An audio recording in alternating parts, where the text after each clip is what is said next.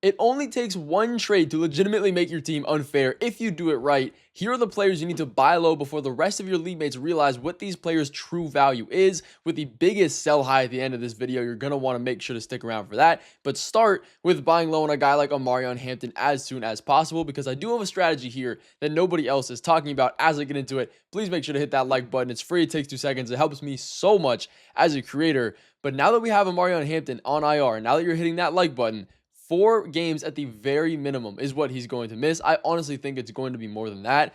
There is a real possibility and a world that he misses until their bye week in week 12. Now, that is a long time. It is a serious injury. He was a top 10 running back, though, when he was fully healthy. He was getting a ton of usage in the receiving game as well, running a good amount of routes. He really was the definition of what a workhorse back is, and he was turning into that, averaging almost 6 receptions a game before his injury in those last 3 games.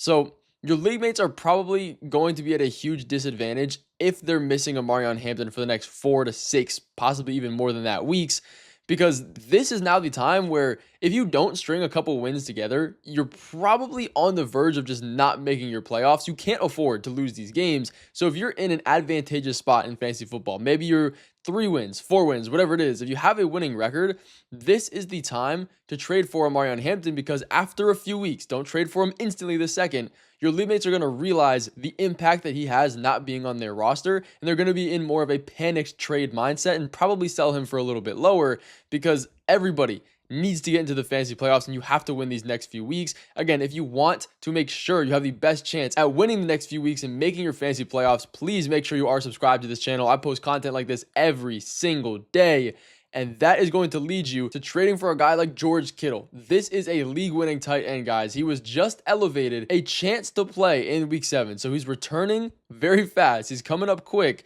The closer he gets to that return date, the higher his value is going to be in fantasy football, and it's just going to be harder to get him on your team. Now, I would send any version of a tight end and some other guy on your bench to get him right now, because the tight ends in fantasy football, there's a ton of decent ones, but nobody is really elite right now. So take your starter, send them away with a bench guy, and then pick up a waiver wire tight end to fill in for the next week or two until he's back, because when George Kittle was healthy, he was a top tight end. I mean, he had 12.5 fantasy points in 1 quarter of football, catching all 4 targets and a touchdown. He was the most targeted player on his team. And with all of these wide receivers in Juwan Jennings and Ricky Pearsall missing time, there's a real chance that he finishes as a tight end 1 again, like he just did last season. We have to be buying low, I guess even buying high on him, again, because of this team's pass volume with his Mac Jones, whether it's Brock Purdy, whatever it is. They're passing a good amount. He's the clear top target, even with the rest of these wide receivers healthy. He is a guy that I'm getting, and I think you should really consider. Just like you should be buying high on a guy like JCM. A lot of times, your league mates, they know the buy low trick. You see guys like Saquon Barkley. They're the running back 9 right now. Yes, they're going to be a buy low, but sometimes buying high on these league-winning players that don't have a ton of value as far as their season long yet, this is where you want to get your value at, because we're banking on JCM to return his value, and I think that's very, very possible. Last week, obviously, he had his breakout game, 27 fantasy points, his highest of his career. Obviously, this is the only season he's played. 14 carries, 111 yards, 2 touchdowns. Again, those are all season highs, but more importantly here, 2 receptions for 39 yards. Now, that's not a crazy amount, especially when we see Kyron finish with 8 receptions, and Christian McCaffrey is honestly like a top 4 wide receiver in target share, so 2 isn't crazy. But his involvement in the pass game is what we want to be seeing, which looks like it's going to be a trend that continues for us. He's been increasing his routes every single week run out of the backfield. We look at the rest of these guys, Chris Rodriguez, Jeremy McNichols. They are not pass-catching running backs. He could honestly 100% take this pass-catching role, kind of like what we saw Austin Eckler do, but he could legitimately be a league winner. This team is ranked number 1 in rushing yards so far this year. They are always a top offense in efficiency and running with Jayden Daniels for this year and last when he's been healthy as well. And the run scheme, again, it's always going to create valuable, efficient running backs because of how good of a runner Jayden Daniels is. And this team does get in the red zone a ton. So if he can get that goal line work, which honestly looks like he will, because again, Chris Rodriguez, Jeremy McNichols, they don't stand out in anything like really as like their go-to thing. Neither of them are amazing at blocking. Neither of them are super efficient on the ground or pass catchers. So this could be a role where we see JCM work more and more into this offense. And he hasn't even played 1 game over 50% of the snaps yet. When he continues to get those snaps, get more usage, I expect it to be up to 80% of the snaps at some point in the year. That's going to win leagues when you look at the involvement he's getting now. And Rodriguez, again, and these running backs behind him, they won't completely disappear. This isn't going to be like a workhorse situation like we saw with Omarion Hampton before he got injured. It's always going to stick to a little bit of a committee, but that and this price is exactly why we are buying low on a league winner in this offense, which is one of the top scoring offenses.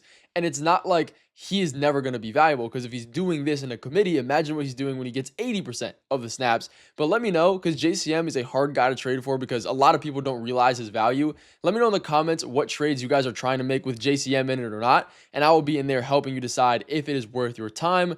And going to the next player that we need to be trading for, another guy that's kind of a buy high but low value, is Woody Marks. One of the sneakiest buy lows right now, because everybody is completely upset about what he did last week and his really bad underperformance. And I agree. I thought Woody Marks was going to do amazing. I can take the L. I can hold the L on that. It was a beautiful matchup. The number one defense in allowing fantasy points and yards per carry to running back in the Ravens last week. He does absolutely nothing, puts up 2.4 fantasy points on only 39% of the snaps in what was a blowout where the Texans scored over 40 points. This is what looks like a perfectly curated game. And even if you look at the box score and didn't see anything from the game, just the total score, you'd say he probably had an amazing game, but he lost all of the usage to Nick Chubb. So that, on top of his already low name value, he's essentially going to be like cheap. And chips, maybe a side, is what it's going to cost to get him on your team. He's only played over 50% of the snaps and had more than 10 rushing attempts in one game. The chart, if you look at it on screen, it's all red. It clearly looks ugly.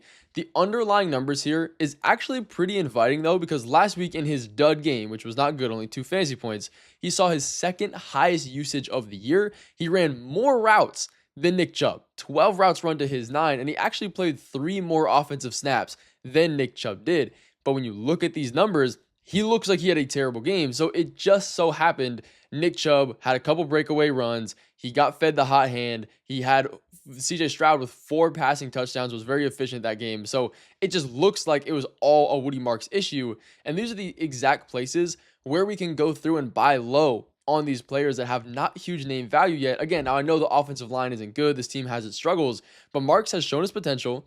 He's starting to run more routes out of the backfield, more than Nick Chubb. And on a per touch basis, he's a more efficient running back than Chubb is. All the signs are pointing towards the right direction. Is he going to be a workhorse RB1? Probably not, but 100% he can start working to 10, 12 carries a game and maybe a couple receptions out of the backfield and maybe a touchdown opportunity. That's going to get you a startable guy. I seriously doubt Joe Mixon is going to play this season. If anybody's worried about him coming back, I would not be. If that's why you're not trying to get Woody Marks, I don't think that's valid. Off of one bad performance and the bye week that they're coming into now, you're probably going to have to buy low sooner rather than later. And you're going to have to add a guy, maybe like Rashee Rice, on top of Woody Marks to make it worth it, because he probably isn't going to be able to be the focal point of your trade and make it look decent.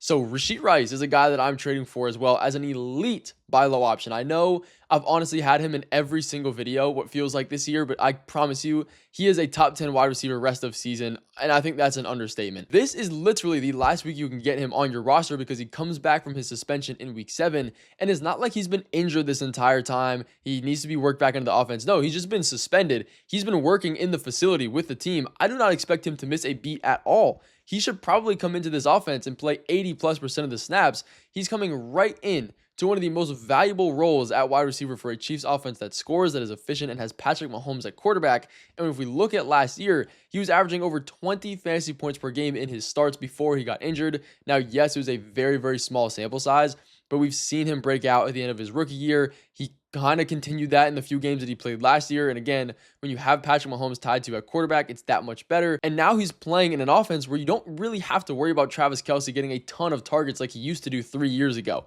So this is a perfect spot for him. I'm not too worried about Xavier Worthy taking his work either. I would be selling high on Xavier Worthy though, because I do think this hurts him a lot. And if you want to get Rashee Rice on your team, you can go through and trade a guy like our number 1 sell high of the week, which is Sam Laporta. Possibly even trade him to get George Kittle 1-for-1, because again, all of these tight ends are coming off either down weeks or have been injured. Like you look at Brock Bowers, he's been dealing with both. He's not that healthy right now. He's averaging 10 fantasy points per game. McBride, the other top tight end drafted this year, is the tight end 4 right now. George Kittle is out. Sam Laporta just dropped 20.2 fantasy points on the Bengals last week, catching 5 of his 6 targets for 92 yards and a touchdown. It was a great matchup versus the Bengals, allowing some of the most points to tight ends, quarterbacks, wide receivers, everybody. And they are top 3. And now you come into a matchup versus the Chiefs, which is the complete opposite in fantasy points allowed. They are very tough. And you just have to understand this is a perfect time to buy low on him because all of these other tight ends are just not performing at what they should be now. So it makes Sam Laporta look like that much better of an option. But he's only had 2 games over 10 fantasy points. You have to take advantage of this high moment while you can. Some other buy low candidates that I do like this week and this year right now is Nico Collins. Again, another guy like Woody Marks is coming into his bye week. He's only had 2 games over 15 fantasy points. You look at the numbers, the target share does not look great. He is a guy I think you can buy low for relatively cheap. I wouldn't give like a super top wide receiver or running back and downgrade for him though, because again, there is a little bit of worry with this offensive line, but typically you want to be doing 2-for-1 trades where you're always getting the better one player, because then you can just ride the waiver wire, pick up a good guy on waivers, flip him, and keep doing that same thing to create a really, really good roster, because at the end of the day, you do want to be creating the best starting roster you possibly can, and you can do that with getting a guy like Jaylen Warren as well, who was injured, then was on bye last week, and now gets one of the worst matchups against the Browns, who are allowing the bottom 3 fantasy points to opposing running backs and the lowest yard per carry mark to running backs. So this is a spot where you can trade for Jaylen Warren possibly after this week, because I do believe it'll be a down one. Saquon Barkley, I kind of alluded to earlier in the video. He's the RB9 right now. He's only had 1 game over 60 rushing yards. As far as Saquon Barkley goes, this is a chance where you can buy low. I still think he's going to finish as a top 5, top 3 running back for this year. You can also buy low on Quentin Johnston, who is a guy that doesn't have a ton of name value right now, but will 100% bounce back from what we saw last week. He's a top target. He also gets valuable targets downfield in the red zone. That's what we like to see. And on the other side of that, some other sell highs, if you possibly happen to have these guys on your team, is Kendrick Bourne. Yes, he had his absolute breakout game. Everybody added him off waivers. I don't expect that to continue. If we don't get Juwan Jennings and or Ricky Pearsall this week, which it looks like they're both trending towards playing and being healthy, if they're both out, maybe you can start him another week, but that would just be more of a reason to sell him high while you still can, because he has a ton of value that will not continue when these wide receivers are healthy. I would also be looking to sell Kyren Williams if you can. This isn't like a complete trap guy that is going to be nothing in a few weeks, but he is coming off a game, career high, by the way. I'll hold your hand when I say this. His highest pass game usage he has ever seen in his entire career. 10 targets for 8 receptions, 2 touchdowns in the pass game as well. That's never going to happen again. He is getting routes in the backfield, which is honestly something that I'm very, very surprised about. I don't know if that's going to continue for the rest of the season.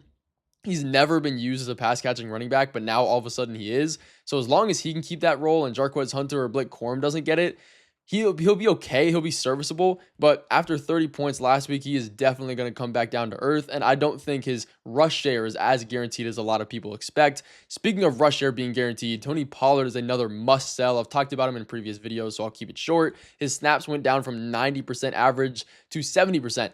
Last week in Tyjae Spears' first game back. It's not like this offense is good enough to keep him viable, and Tyjae Spears is a pass-catching running back, so any carries, any pass-catching stuff he takes, it's all going to be downhill for Tony Pollard because he relies on the volume.